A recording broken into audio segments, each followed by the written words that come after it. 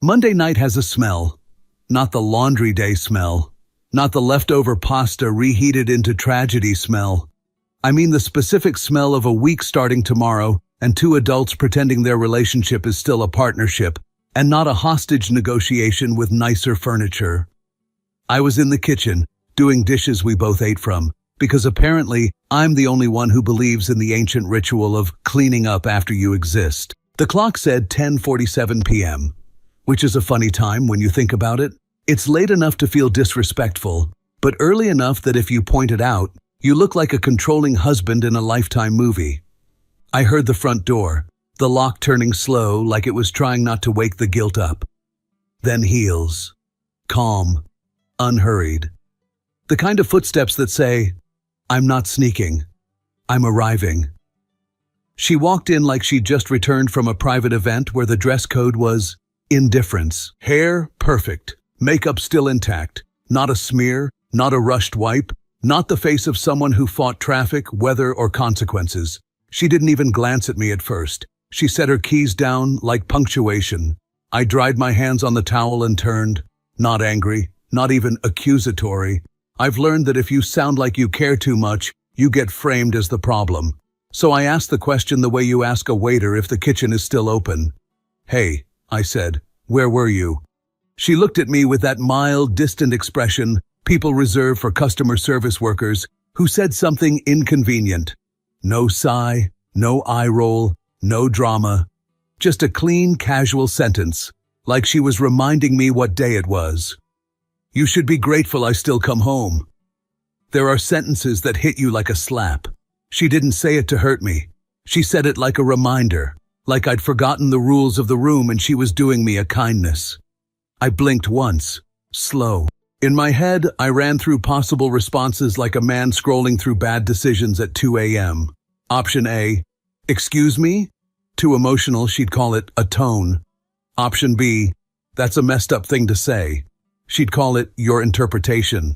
Option C, "Silence." She'd call it pouting. I chose option D, the one that kept my dignity intact and my blood pressure under triple digits. I smiled, not warm, not friendly.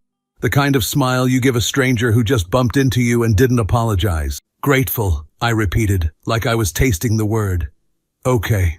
She shrugged, already walking past me, already leaving the conversation behind like a receipt she didn't need. "I'm tired," she said. "Don't start." That phrase, "don't start," is impressive. It makes you the aggressor before you've even raised your voice. It's preemptive self-defense, except the attack never happened. I watched her move through the house like she owned time itself, like the minutes were her employees. And the worst part? This wasn't new. This was refined. This was the polished version of something that had been happening for a long time. Like emotional manipulation had gone through a couple of updates, and now ran smoother, faster, with fewer obvious bugs. She disappeared into the bedroom. I stood in the kitchen with a wet plate in my hand and laughed quietly. Not because it was funny, because if you don't laugh at the absurdity, you start doing something else, like yelling, begging, pleading, or turning into a man you don't respect. And I respect myself too much to perform for someone who treats my presence like background noise. I finished the dishes, slowly, on purpose. Then I sat at the table and stared at nothing for a minute. I could hear her in the bedroom, moving around, opening drawers. The normal sounds of someone getting ready for bed. And that's the thing, she wasn't acting like someone who came home late and owed anything. She was acting like someone who returned to her charging station. Like home wasn't where she belonged. Home was where she recharged.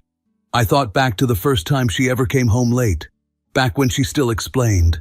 Back when she still pretended my feelings were part of the furniture. Something you don't kick on purpose. It started small. A girls' night that ran long. A work thing that turned into drinks. And at first, she'd text. She'd apologize. She'd add emojis like bandages. "Sorry, babe. Running late. Don't wait up." The apology had been a performance, sure. But at least it acknowledged I existed as a person and not a convenient address. Then, over time, it shifted. Explaining became joking. Joking became deflecting. Deflecting became announcing. At some point, home became a favor. And I, without noticing, became the guy who was supposed to be thankful for it. I didn't marry a villain. I didn't marry a woman who screamed or threw things. No, that would have been too easy, too obvious. I married someone who mastered the art of saying cruel things in a calm voice and letting you feel crazy for reacting. Someone who could make you feel like you were too much for wanting basic respect. Someone who could turn a reasonable question into a character flaw. And she did it so smoothly that for a while, I thought I was the problem. The craziest part? I didn't even ask where she was because I suspected cheating. Not at first. I asked because it's what people do when they live together and one person disappears into the night like Batman. Except Batman at least fights crime. She just fought accountability. I heard the bedroom door open again. She walked out in an oversized shirt, hair now tied up, face washed. The perfect I'm innocent and domestic look. Like she'd been home all evening, just quietly existing and being reasonable. She saw me at the table and paused. "What are you doing?" she asked. "Thinking," I said. "That's never good," she replied, half smiling. It was meant to be playful. It landed like a warning. I leaned back in my chair. "Do you hear yourself?" I asked, calm as ice water. Her eyebrows lifted. "What?" "You just told me being grateful should be my default setting," I said. "Like you're doing me a service by returning to the house we both live in." She stared at me for a beat. Then she did what she always did when I got too close to the truth. She went soft. Not warm. Soft. Like a pillow over your face. "I came home, didn't I?" she said, voice gentle, reasonable. "Why do you always have to make a thing out of it?" There it was, the move. She made the outcome the argument, not the behavior, not the disrespect, just the fact that I had feelings about it. I nodded slowly. "Okay," I said. "So I'm not allowed to ask questions." Her smile thinned. "Don't do that," she said. "Don't twist my words." I actually laughed this time, a little louder. "You twist your own words," I said. "I'm just holding up a mirror." Her expression changed. Not anger, not fear, annoyance, like I'd inconvenienced her evening with my humanity. "I'm going to bed," she said. "If you want to fight, do it with yourself." And she walked away again. Just like that. Like I was a weather report, mildly irritating, easily ignored. I sat there, hands folded, breathing steady, and inside my chest, something clicked. Quiet, clean, not heartbreak, not rage, recognition. Because for the first time, I realized something simple. If a person tells you their presence is a favor, they're already halfway out the door. They're just keeping you around as a place to land. I looked toward the hallway where she disappeared and I thought, all right, if home is just a favor to you, then I'm done being grateful. By Wednesday, I stopped asking where she'd been. Not because I didn't care, because I started treating it like weather. You don't interrogate rain. You just notice you're wet. She came home whenever she felt like it now. No pattern she'd admit to. No schedule she'd confirm. Sometimes 9 p.m., sometimes midnight.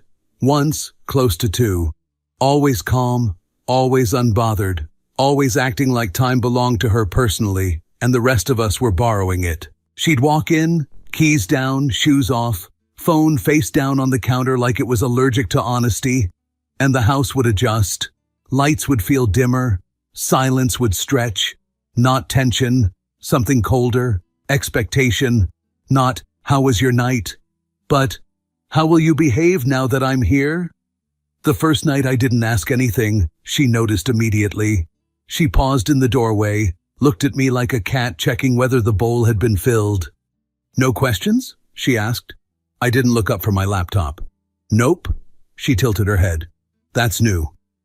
So is your schedule, I said. I'm just adapting. She smiled, not amused, evaluating. Good, she said. I hate feeling monitored. I almost laughed, because monitored was what you call it when someone asks where you've been. Disappearing without explanation, that was apparently freedom. She poured herself a drink, leaned against the counter. You're being quiet, she said. I'm enjoying the peace, I replied. She watched me for a second longer than necessary. That was the first crack. She didn't explain where she went anymore. She announced outcomes. I won't be home for dinner. I'm going out. I'll be late. No context, no follow-up, not even with whom. If I asked, not accusatory, not loud, just curious, the response was immediate and consistent. Why does it matter? That's a powerful question. Because if you answer it honestly, because we're married, you suddenly sound old-fashioned. Or worse, needy. One night, I tried something simple. What time should I expect you? She looked at me like I'd asked for her bank password. Why? She asked. So I don't wait, I said. Her mouth curved slightly, a warning disguised as a smile. Don't wait, she said. Live your life. I nodded. I am. I just like knowing whether I'm eating alone. You're making this bigger than it is, she replied, already scrolling her phone. Of course I was. I was always making things bigger. She was just existing. She loved saying she needed space. Space from what? Unclear. Responsibilities? Probably. Me? Definitely. But space was her universal eraser. It wiped away accountability. If I asked why she didn't text, it was space. If I asked why plans changed, it was space. If I pointed out that space looked a lot like absence, she sighed and said, You're doing that thing again. What thing? I asked once. She waved her hand vaguely. The pressure, the expectations. Expectations. Another funny word. It means basic human agreements when men use it. It means emotional abuse when women say it dramatically. One evening, she came home just as I was turning off the lights in the living room. Going to bed? She asked. Yeah. She frowned. You didn't wait. No reason to, I said. You said not to. She stared at me for a second, then shrugged. Suit yourself. But she followed me to the bedroom, sat on the edge of the bed. You've been distant, she said. I looked at her. You've been gone. That's not the same thing, she replied quickly. Interesting. Explain how, I said. She stood up. I'm not explaining myself. There it was again. Not can't. Not don't want to right now. Just, I won't. She crossed her arms, defensive, but polished. I still come home, she added, like it settled everything. There it was. The phrase again. Not shouted, not dramatic. Just casually placed on the table like a winning card. I studied her face. She genuinely believed this. That her presence erased the absence. That returning was enough. That asking for more meant I was ungrateful. You say that like it's charity, I said. She rolled her eyes. You're exhausting. And she went to sleep. Immediately. Like someone who knows the conversation is over because it always is. The thing about power is, it hates silence when it isn't in control. By Friday, she started noticing my schedule. You're out a lot, she commented. Yeah, I said. Living my life. She didn't smile this time. Where are you going? She asked. I raised an eyebrow. Why does it matter? She opened her mouth, closed it, then defaulted. I just don't like secrets. I laughed. Actually laughed. That's funny, I said. I don't like favors. Her eyes narrowed. What's that supposed to mean? Nothing, I replied lightly. Just an observation. She didn't push, but I could feel it shift. The balance. She was used to being the disappearing act. She wasn't used to being observed without applause. That night she came home later than usual. I was already asleep. Or at least, I pretended to be. She stood in the doorway longer than necessary. I felt it. The pause. The evaluation. She wanted reaction. She didn't get one. She slid into bed quietly. Didn't touch me. Didn't say anything.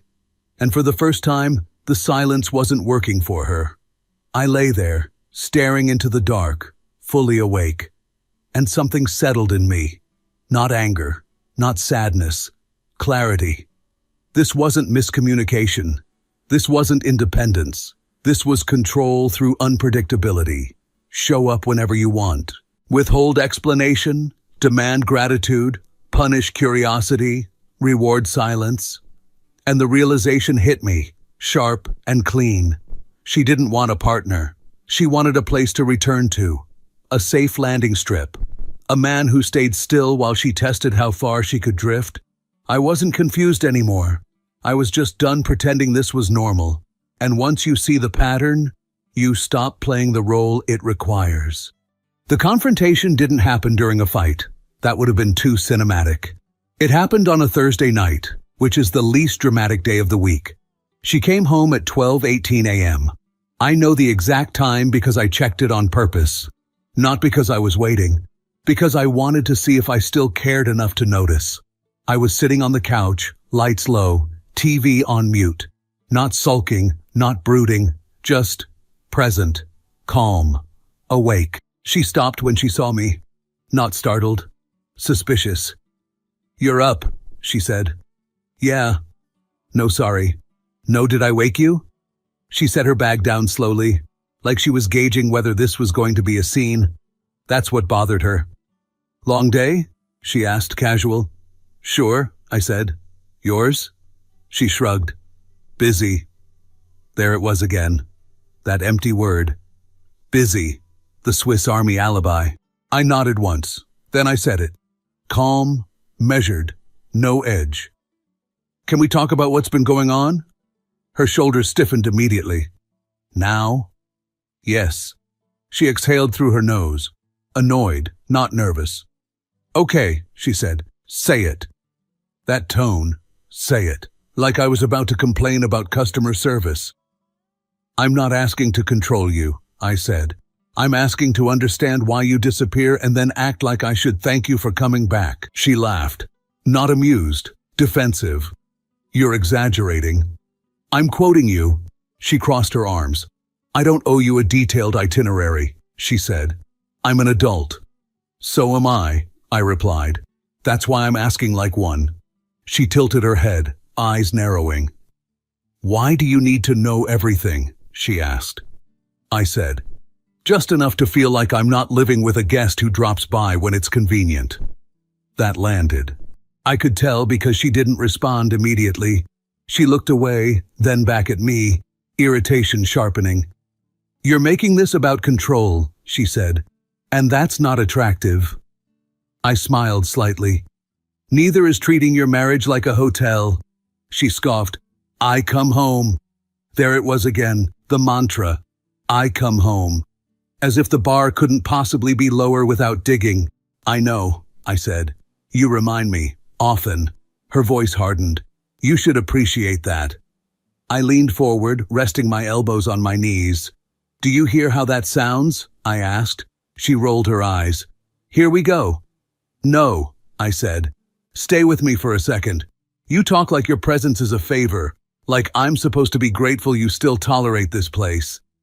She laughed again, sharper this time. "God, you're being dramatic." "Am I?" I asked. "Or are you just uncomfortable hearing it out loud?" She stood up abruptly. "This is exactly why I need space," she snapped. "You make everything heavy." I stood too. Not fast, not aggressive, just equal height. "I'm not making it heavy," I said.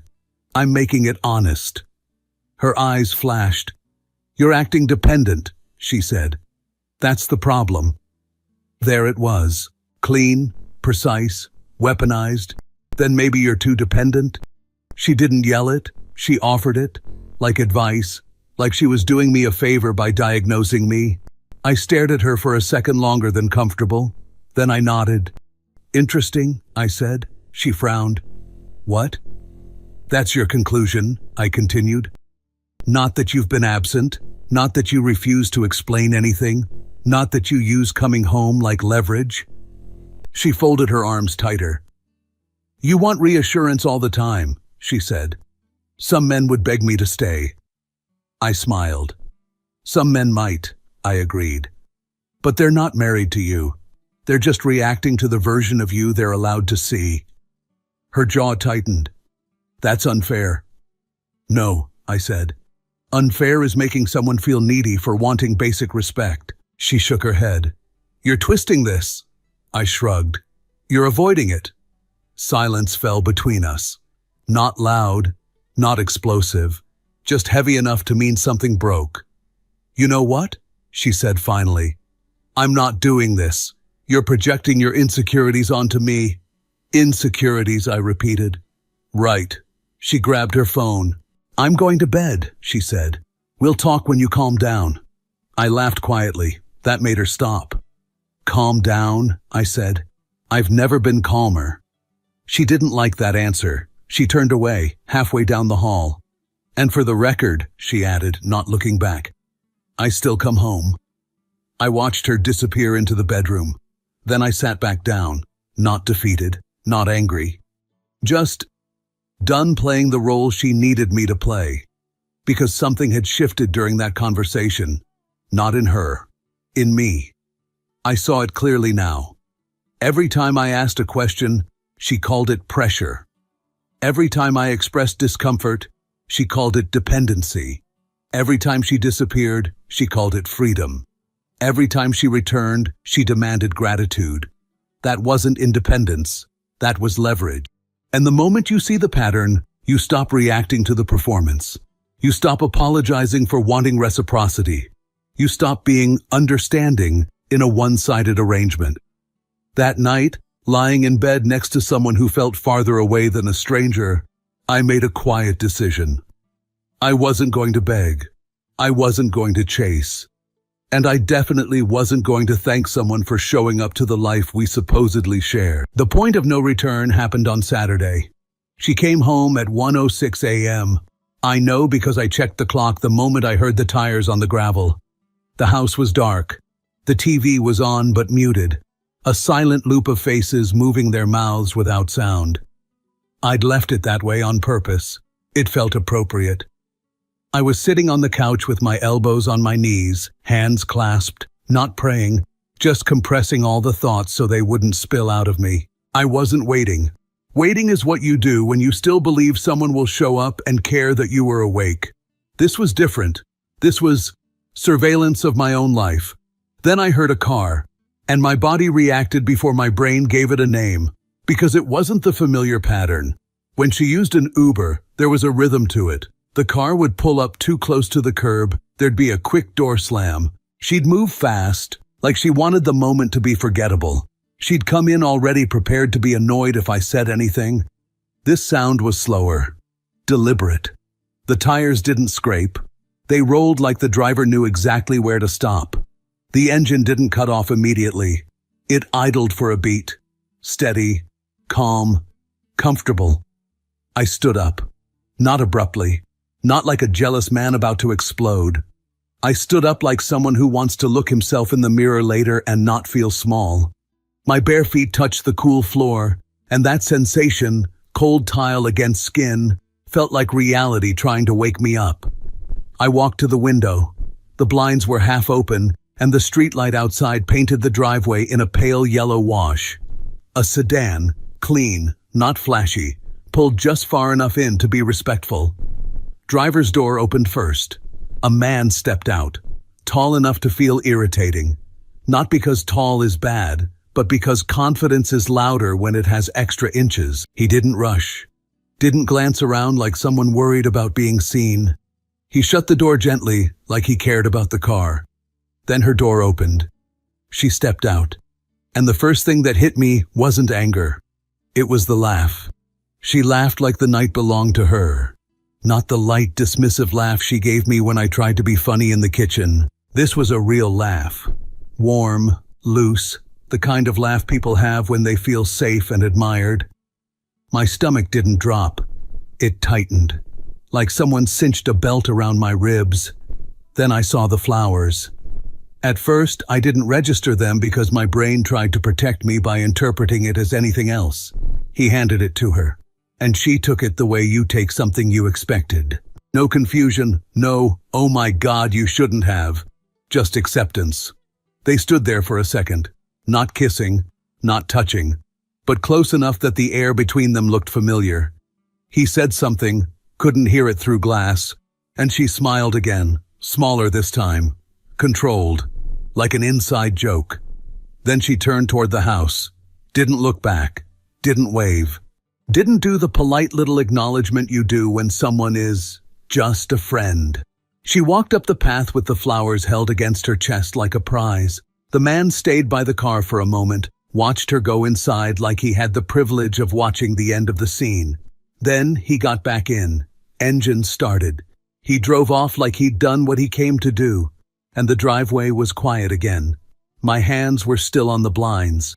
I realized my fingers were gripping them hard enough to slightly bend the slats. I forced myself to release. I stepped back from the window. My heartbeat wasn't pounding. It was measured. The kind of heartbeat you get when your body is preparing for a decision you didn't know you were going to make. I walked into the hallway and stopped right where she would see me the moment she opened the door. I didn't want to confront her like a wounded man. I wanted her to see me like a man who was still standing. The lock clicked. The door opened. Light spilled in from the porch like an interrogation lamp. She stepped inside. Heels.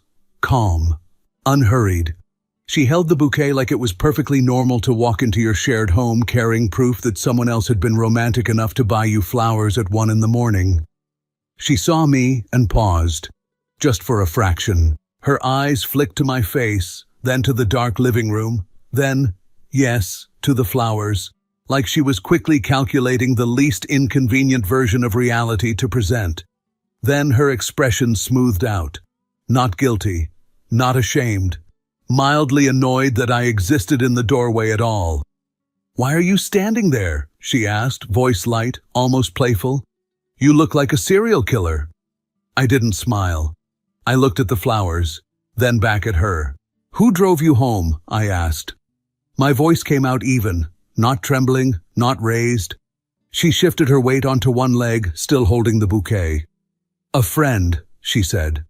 "And the flowers?" I asked. Her eyelids lowered slightly.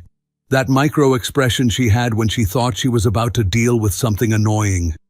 "Don't start," she said. There it was again. Not, "What do you mean?" Not, "Let me explain." Just, "Don't start." Because in her head, the problem wasn't the car or the flowers. The problem was my reaction. I exhaled through my nose, a short, humorless breath. "I'm not starting anything," I said. "I'm asking what it means when you arrive at 1 a.m. in another man's car holding flowers." She rolled her eyes like I'd accused her of stealing office supplies. "It means I came home," she said. Then, like she couldn't resist finishing her favorite spell, she added, "You should be grateful I still come home." She said it like a customer service rep reading a policy. No anger, no shame, just a reminder of my place. Something in me went very still. You know that moment when you realize you've been negotiating with someone who never intended to meet you halfway? I took one step closer, not rushing, not crowding her, just closing the distance enough to make the moment real. "No," I said.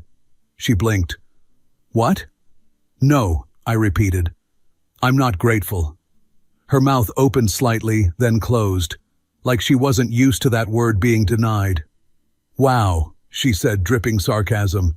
"So now you're going to act crazy over flowers?" "Not crazy," I said. "Just awake." She scoffed and lifted the bouquet a little, almost presenting it like evidence in her favor. "They're just flowers," she said. "God, you're so dramatic." I stared at the bouquet. I reached out. She instinctively tightened her grip. "Give me those," I said. Her eyes widened slightly. "Excuse me?" "Give me the flowers," I repeated. She laughed, disbelieving. "You're insane," she said, but her hands loosened. I took the bouquet from her. In my hands, it felt heavier than it should have. I turned toward the door. She followed 2 steps behind, voice rising just enough to sound offended. "What are you doing?" she demanded. I opened the door. Cold night air rushed in and slapped the warmth of the house like a reset. I stepped onto the porch and looked down at the concrete. Then I threw the bouquet outside. Not gently, not neatly.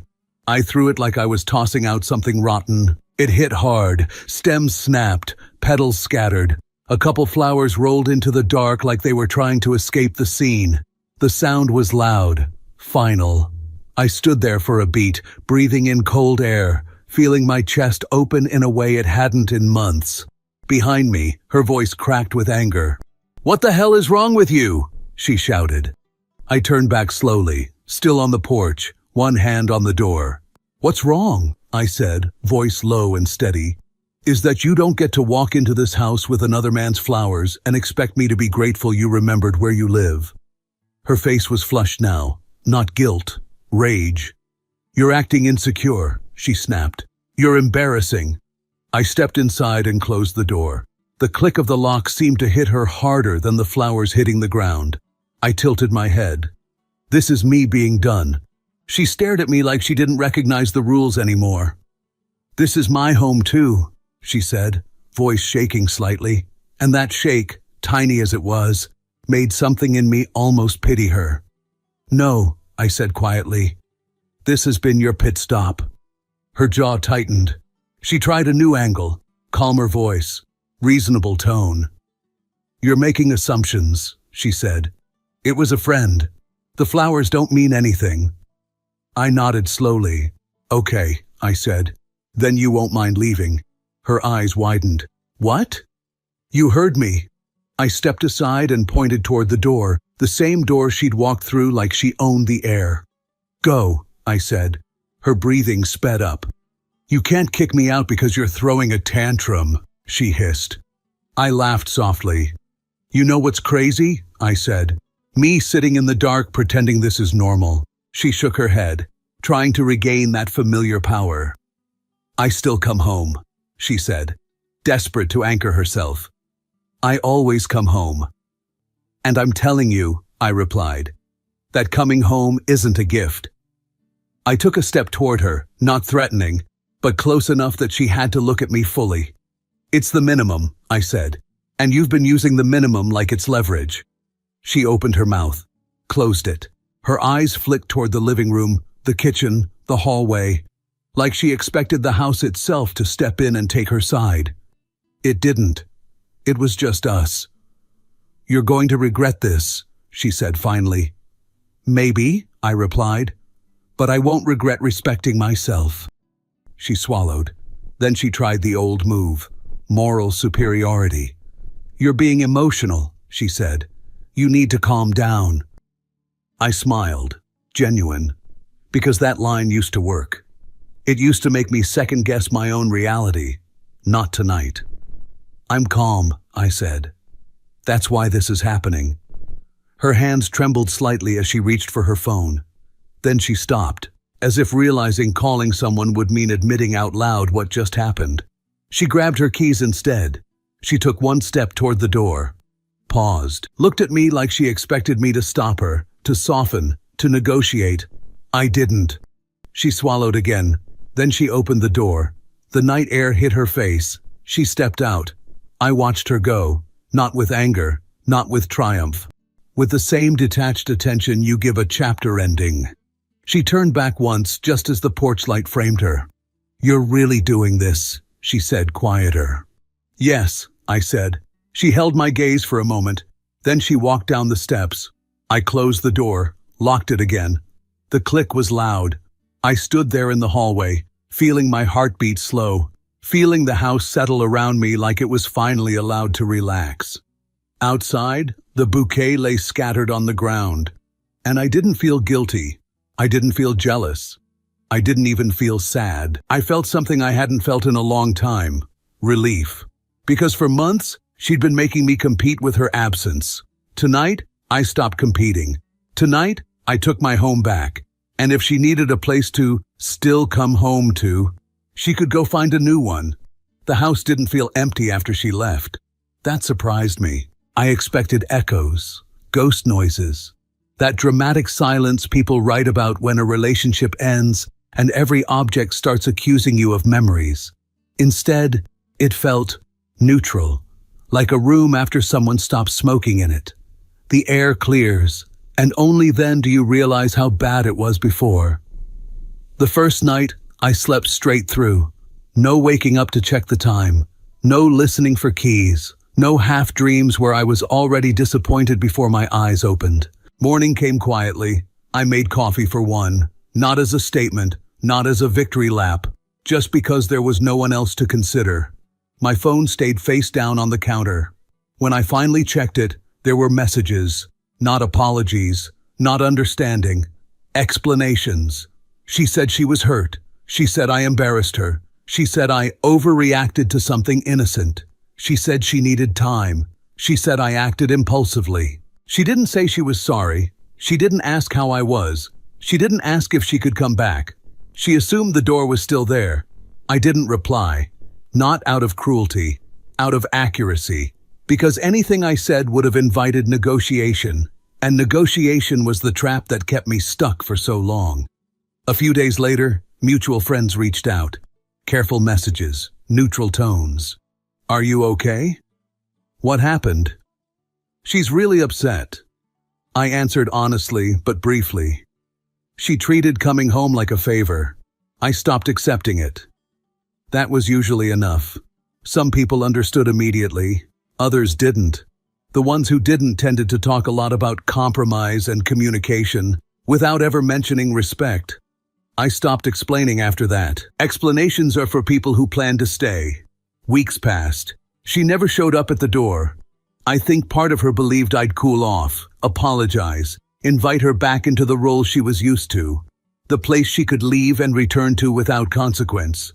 When that didn't happen, she went quiet. And that silence told me more than any confession ever could. I didn't wonder who the man was. I didn't need to. Knowing would have been trivia. The truth was already complete. You don't bring flowers from another man into your home by accident. And you don't tell someone to be grateful for your presence unless you've already decided they're optional. If you felt this story hit hard, drop a like, subscribe for more, and share your thoughts in the comments. Your support keeps Steelheart beating.